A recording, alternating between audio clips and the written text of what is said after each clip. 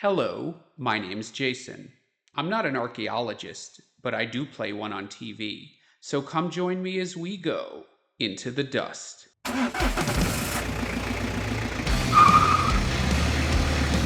This show has been brought to you by the letter M. Okay, we are all the way up to M. And M is one of those things that gets me so psyched about archaeology because it shows just what we can do with all this great modern technology. And what would M be? Microware analysis. And little did you know, we kind of touched on this recently with that story about that bear bone found in the cave in Poland, and also K for napping. Both of those dealt with microware analysis. Now, what is microware analysis? That's when we look very, very closely at the edge of something, at the surface of something, and look at clues for the most minute traces of wear and tear that give us hints to what something is and how it was used. To harken back to another term we've tackled in the ABCs, microware analysis gives us clues as to the formation processes of an artifact. And of course, this is most commonly relevant to stone tools, but we can apply this to loads of other stuff, like bone, as in that bear bone story from Poland, or wood, or teeth, or shells, seashells, or even textiles. Now, of course, this requires powerful microscopes, so this kind of analysis was not really a thing until the middle of the 20th century. So at that time, enter Russian archaeologist Sergei Semenov, and in 1957 he published a work revealing that you could look at the microscopic surfaces of stone tools, and that's what he was studying, prehistoric stone tools, and you could identify very minute polishes and striations that gave hints as to their use. A couple decades later, Ruth Tringham poked some holes in Semenov's analysis by focusing instead on microflaking. That's the minute chipping that occurs when something like a stone tool is manufactured or used. And then the real leap forward happened with the advent of the electron microscope, because that really allowed for very high quality imagery of very, very small surfaces. And then along comes Lawrence Keeley, who, armed with his electron microscopes, published his seminal work in 1980, Experimental Determination of Stone Tool Uses, a Microware Analysis, in which he was able to analyze microware with a much greater degree of specificity. Through his methods, Keeley was able to identify traces of tool use on the following 6 mediums: wood, bone, animal hide, meat, antler, and non-woody plants. So he was able to get very specific. He was also able to determine the movement of the tool, such as scraping, piercing, chopping. And perhaps the most convincing part was he was able to pass a blind test by manufacturing some new tools, and they were used by other people in a certain way on certain medium. And in most cases, Keeley was actually able to correctly determine the use of the tool and what it was used on. Master Robin! Oh! You lost your arms in battle! How terrible! But you grew some nice boobs. Blinkin', I'm over here. Oh. So hard to argue with that, and therefore this led to the same 3 steps being used on all sorts of materials from all time periods all over the world. Step 1. Observe the artifact up close and personal with advanced microscopes, microphotogrammetry, and other advanced imaging techniques. Step 2. Compare your findings with past observations and use those to hypothesize about what could have caused the markings you're finding. And step number 3, using your hypothesis, conduct an archaeological experiment using a replica of the tool in question and see if you can replicate the same sorts of markings you're observing. And if that doesn't get you to the right answer, rinse and repeat. And as I mentioned, this is exactly what was done to that radius bone of the bear found in the cave in Poland. And this type of analysis, as I mentioned, has been done all over the world, giving us previously unimaginable insights into the chenooperatoire and the formation processes of artifacts, basically their lifetime. And I could go on forever because there's so many great examples of this technique, but let me just pick one of my favorite examples from a site we've seen a few times already, and that would be Vindolanda, that fort up on the Hadrian's Wall where we found our supposed Roman wooden dildo. Well, if you recall, at that site, multiple layers of building of the fort created anaerobic conditions that were really good for preservation of organics, so a lot was found. And a lot of what was found were the remnants of shoemaking. And if you recall, something that shoemakers totally did in that day and age was moonlight by making sex toys. Yep, that's another story. So a lot of the artifacts that were found were shoes and pieces of shoes which were well preserved. So our researchers took their trusty electron microscopes and they observed very closely the insole of a child's shoe that appeared to be almost like in mint condition. But when they looked closely, they found that the insole, which was made out of a heavy fabric, was actually quite worn. And they were able to tell that because fabric, textiles that are worn from use have, when you look under a microscope, what's called brush-ins, these wiry sort of brushy ends that come from the fabric getting stressed. So what they figured out was that the Romans would sometimes make shoe soles, the insoles in shoes, out of old garments, heavy cloaks, for example, stuff that used heavy fabric. So this was an early example of recycling. Genius. Also in the same study, they found a leg bandage buried in the ground, so a bandage for somebody's wounded leg. And they wanted to know whether the sort of damage they were looking at was simple decomposition from it being buried in the ground, or again, use, that it was used in a prolonged fashion and then wore out. And they, with their electron microscope, actually found plenty of brush ends, which means that it was used for a long time. But they also found evidence of decomposition. So they actually got pretty good insight into the formation processes for how this artifact came down to us. Pretty cool, huh? Anyway, I think you get the idea. Microware analysis can reveal some pretty amazing stuff to the modern archaeologist. So that's M for microware analysis. All right, today I want to do something a little bit different and go really in depth into a recent paper because it deals with so much stuff that we've been talking about in our recent episodes. So first, let's talk about the step. Take it forward for 4. Overhead, right arm. No, not that step. The Eurasian step. That place where all the people migrated from. Let's talk about that.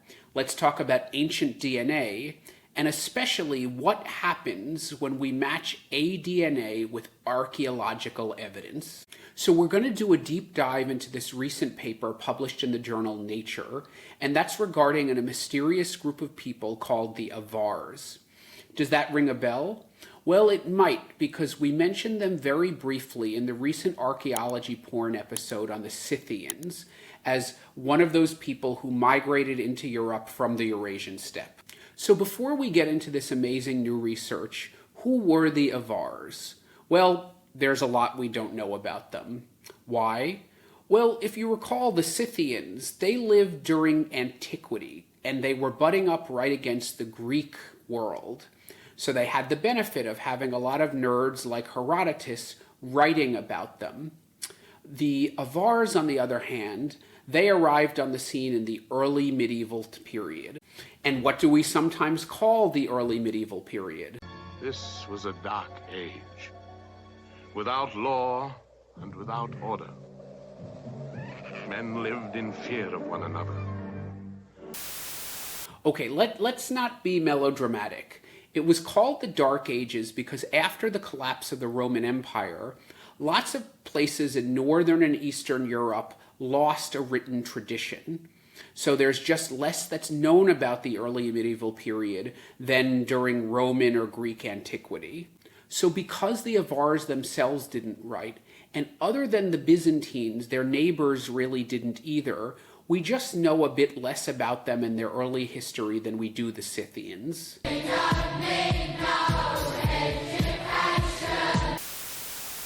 But what do we know? Well, it's not certain, but we think they originated all the way in the eastern part of the steppe. So we're talking like East Asia, where they ruled an area called the Rouran Khaganate. However, in the 500s, so the 6th century, the Turkic peoples of Central Asia, so around the present-day region of Xinjiang and China, rebelled successfully, and they drove the Avars out of the region westward. So the Avars hightailed it out of there, made it all the way west to an area just north of the Caucasus Mountains by the 550s.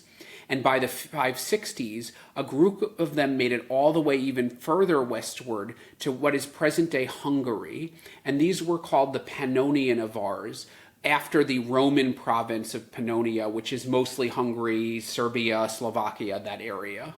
And there they established the Avar Khaganate, stretching at its peak all the way from Austria in the west to just east of Crimea in Ukraine, all the way in the east. And there's that word again, Khaganate. What does that mean? Well, the Khagan was the ruler, and you probably know that term better as Khan, as in Genghis Khan. So Khaganate means empire, the Khagan is the emperor.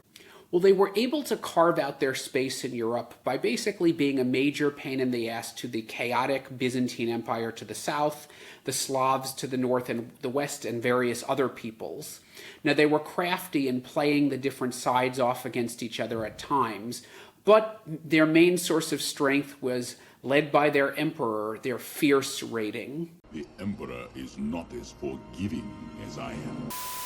Expert horsemen, they dominated because of their cavalry, but according to some shit-talking by the Byzantine Emperor Maurice, they were useless on foot. So let me read a quote from him. In the event of battle, when opposed by an infantry force in close formation, they stay on their horses and do not dismount, for they do not last long fighting on foot. They have been brought up on horseback, and owing to their lack of exercise, they simply cannot walk about on their own 2 feet. And now you can see why I don't generally use historical sources or don't rely on them as the gospel. Just because it's in print doesn't mean it's the gospel. Because while there might be some truth to that, it's obviously clearly exaggerated. But again, there may be some truth to the horse thing, because by the late 700s, another big dude came to town, and he was looking for a fight. And that would be Charlemagne, king of the Franks and soon-to-be Holy Roman Emperor, the very first one. Now, he invaded eastward, along with some of the many people that the Avars had pissed off. They'd made a lot of enemies. And this seemed to come at a really bad time, because it seems like a lot of the Avar horses were sick. So they really couldn't mount an effective defense, because that's how they fought on horseback. By 796, Charlemagne won, and some of the other neighbors who the Avars did not endear themselves to, well, they took the opportunity to invade. The Avars' land were carved up, and they were absorbed into other people. And after maybe 100 years, you really don't see any mention of them anymore in the historical record. Why are you telling me all this? It's plot exposition. It has to go somewhere. Anyway. Okay, so what has the recently published paper told us about the Avars that we don't already know? Well, as you can see, we lack internal sources about the Avars from their own point of view. So we know a lot about their fighting, but not much about what made their society tick, how it worked, how it was structured. So our friends, the researchers, turned to ancient DNA. And believe me, this was a blockbuster study. Well, they went to 4 separate Avar cemeteries in Hungary, which had already been excavated, and they did genetic testing on the entire population, all the human remains, plus isotopic analysis, which tells more about people's origins, where they were raised, and their diet. And these 4 cemeteries spanned the entire Avar period, so multiple centuries. And they even covered burials both before and after that period, so we could really see the changeover in genomes over time. Now, I don't think you realize how rare this is. I studied early medieval Britain. So far, there's only been 200-something genomes published from the entire period, and when I can find cemeteries with more than a handful of genomes published, I've hit the jackpot.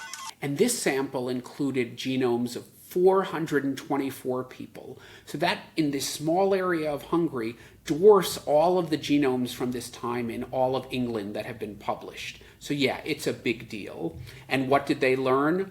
A lot. First, they used a new computational method that identified even distant relatives, which is normally not possible, and they kind of built a huge family tree, or set of family trees.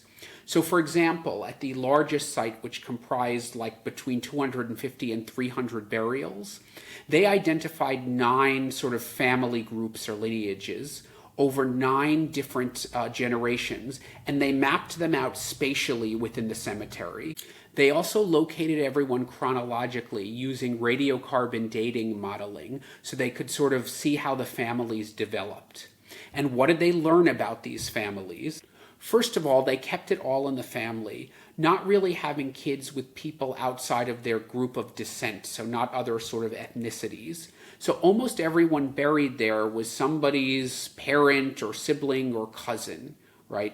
And just like today, they were buried as families in the same area, like a family plot. So to be specific, at this big site, out of, I think, 279 burials, only 64 did not have relatives there on site that were identified. And of those 64 people, almost all of them were women. Why? Because this society was 100% patrilineal. You did not have adult daughters buried with their own mothers and fathers. Put another way, the society practiced exogamy. Now, I know that sounds like some kind of alternative lifestyle, but it really just means that women go to live with the family of their husbands. And actually, that was pretty much the standard practice in most of the West until pretty recently. So family relationships were close. Jamie and I are more than brother and sister. We shared a womb. Came into this world together, we belong together. Well, no, not that close, because even though they lacked writing, they must have had some system to really follow lineages, because we don't find any examples of even distant consanguinity. And what does that mean? It basically means marrying your cousins. And that's a lot more than I could say for more modern European populations. After all, they didn't call Queen Victoria the mother of Europe for nothing. And there were families, royal families like the Habsburgs, who were notorious for just marrying their cousins. And yeah, that didn't turn out so well, did it? What we did find multiple examples for, however, are levirate unions. This is like when a woman's husband dies, she marries his brother or his uncle, or maybe not marries, but has kids with. Now, before you get all judgy, this also actually happened in lots of times that are more recent and we're more comfortable with. Ever heard of that famous match made in heaven before it went to hell? Catherine of Aragon and King Henry VIII? Well, the only reason those two got married was because Catherine's first husband, Henry's older brother, died prematurely. Now, Catherine claimed she and Arthur had never done the deed, but yeah. Weird. Now, in terms of polygamy, the evidence was mixed. They definitely found instances of guys who had children with multiple women. However, in most cases, it seemed like those women, the mothers of his children, died young. This suggests a totally innocent explanation. His wife died young, probably in childbirth, and he remarried. However, there were other cases where men had children by multiple women, and those women survived long for that time into what was considered then old age. And that suggests some pretty interesting family dynamics. You got me twisted. You're supposed to be my friend, one like a sister, and you're going to do the one thing I thought you never do. Sleep with my man, let alone my husband. After all, the highest status burial based on the rich grave goods and sort of the location of the grave. In fact, it suggested that he was one of the frickin' Kagans. Well, he had more relatives around the region than anyone else. So yeah, that too hasn't really changed. Rich dudes like to get around. Okay, so what else? Based on the isotopic data, we can see that these people were the descendants of immigrants. They were not immigrants themselves. They were born and raised locally. And remember, they intermixed very little with other people. And also, one of the miracles of modern genetic studies is it's not just looking at you, it lets us peer into your genetic background. And what we determined on top of that isotopic data was that the intermixing that did occur, it occurred way back in probably the Caucasus, before these folks made it to Europe. So putting that all together, what that means is these people migrated together, and they stayed together even long after they went native, and they didn't receive newcomers from from Central Asia or from the Caucasus during these centuries. And that contradicts what was previously thought. It was previously assumed that these communities were supplemented with successive waves of immigrants. And that makes sense because that's how modern immigration happened. People came to Ellis Island and then their relatives followed them. Well, that didn't happen here. Oh, and those isotopes also told us there was quite a significant change in diet. In the early phases, the people had a very plant-heavy diet which seemed to consist of millet, which would make sense because that's a staple crop in the steppe. However, in the later period, like the 7th century, they shifted the kind of plants they ate, and they moved towards a much more meat-heavy diet. And finally, also in that 7th century, we see a change in the communities too. Certain lineages are no longer present in the cemetery, while other new ones appear. And at the same time, we also see some changes in the society. Basically, the grave goods and some of the treatment of the burials also change. However, remember our discussion with Tom Booth a couple weeks ago? Genetic replacement doesn't necessarily mean what it sounds like, that there was some kind of genocide or one group drove off the other. In fact, there's no evidence of that here because we don't see any evidence for violence on these skeletons, which you'd expect if there were battles. Moreover, that genetic change, remember, it happens at the same time as the change in diet and material culture with the burials. So that all kind of speaks to some more complex and subtle social change. But anyway, I'm going to leave it at that now. And so you see the power of ancient DNA. It told us the overarching history of these people, and that was different than what was previously thought. It revealed communities that arrived from the Caucasus and in fact originated even further probably in East Asia. They came from the Caucasus as whole communities and they stayed that way intact for hundreds of years. And combined with the isotopic data and the radiocarbon data, we learned a bit about how they changed over time in their lineage and their diet. Meanwhile, the archaeology, the human remains, the grave goods, the cemetery layout and features, that tells us a little bit more about the how and the why that this stuff happens, and it fills in some of the finer details in between the historical narrative.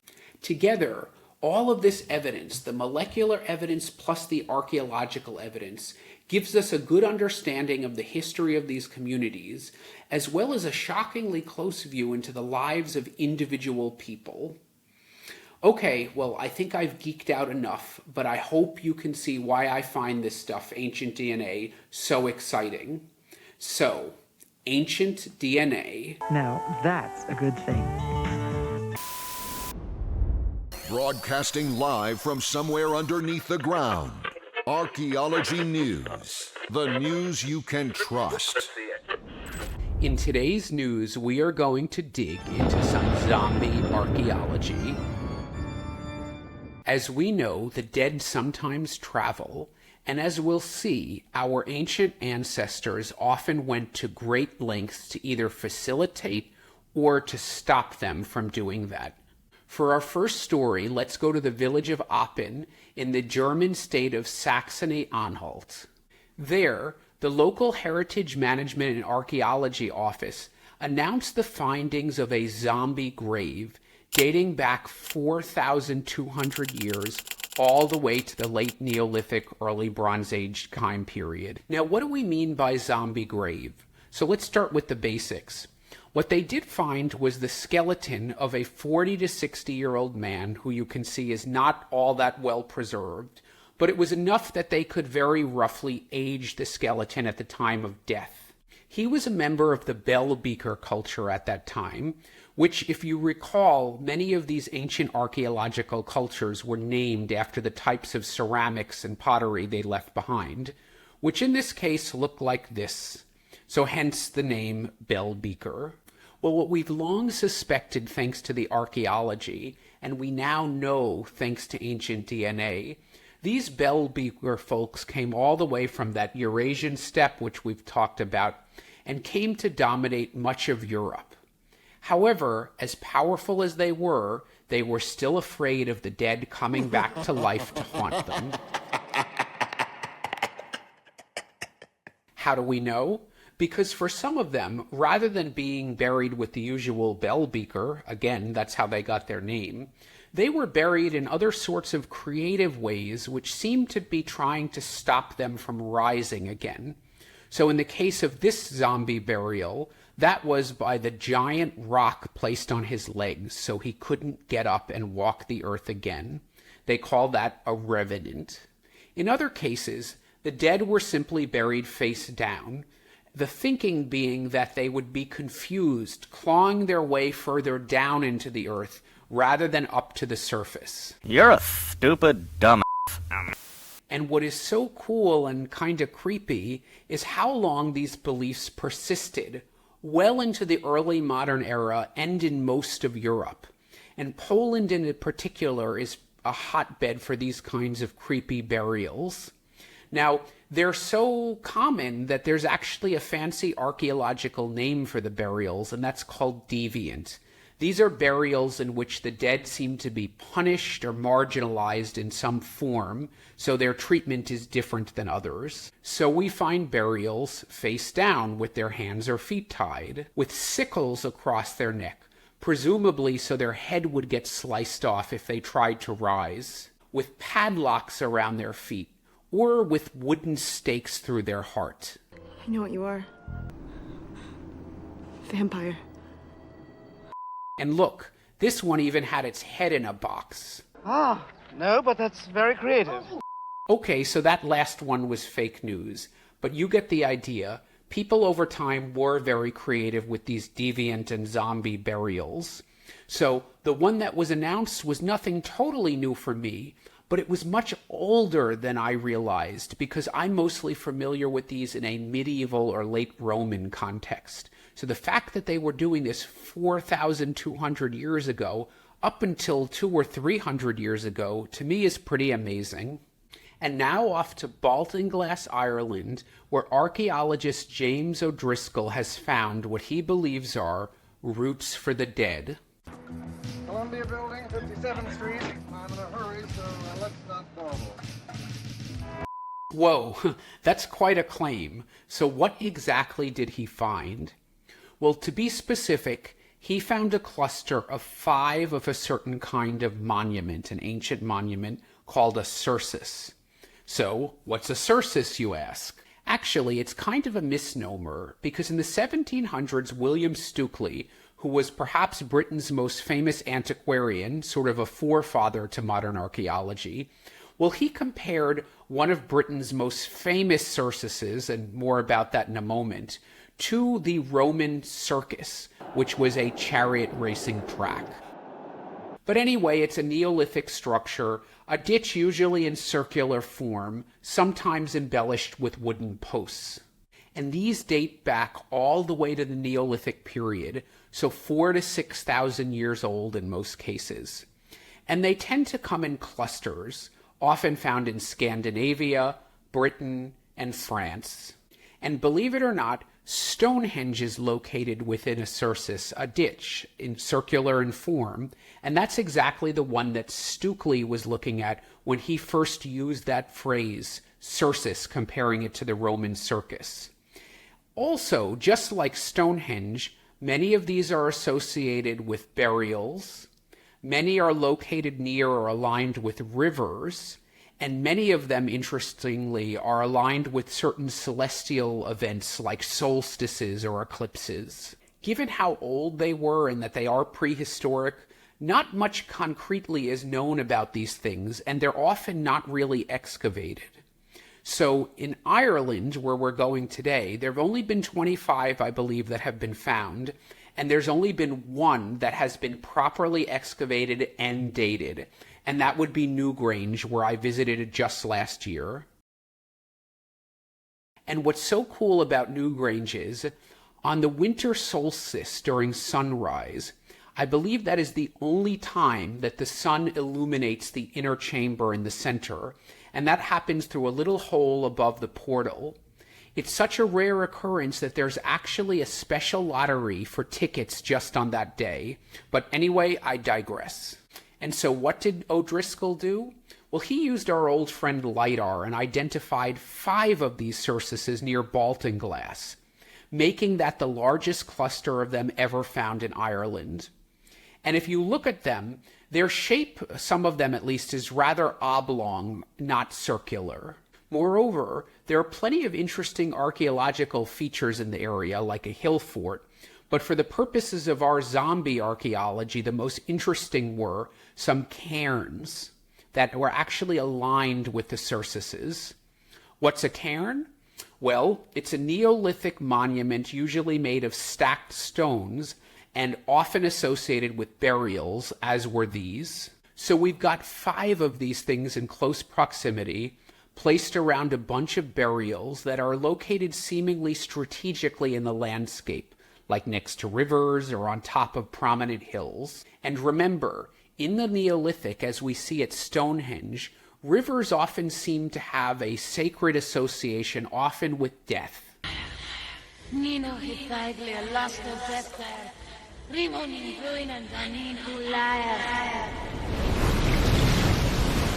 However, the big tell was that these cursuses also had a celestial alignment towards the rising sun of the summer solstice. So putting it all together, the burials, the placement in the landscape, the alignment with the solstice, and O'Driscoll determined this cluster as a route between the living and the dead. And there's a fancy archaeological term for this kind of place called a liminal space. That's a space that exists uneasily between 2 things, usually the space for the living and the space for the dead, as we see in this case. And doesn't this sound familiar to something we've heard before? You guessed it, that would be Mike Parker Pearson's interpretation of the Stonehenge landscape. And in fact, O'Driscoll does cite Parker Pearson in this paper that he's just published. So are these highways for the dead? Honestly, nothing from so long ago in the distant past can be too rock solid, but given the association with the features in the landscape, the burials, the river, and the sky, that's about as good a guess as any. So that's it for today's spooky archaeology news. Halloween in May. Remember, stay out of the daylight! Hey, if you like what you heard, give me that thumbs up below, hit that bell to subscribe, or if you want to support more independent archaeology content, consider contributing to my Patreon, where you can enjoy some exclusive members-only benefits and other goodies. Until the next dig.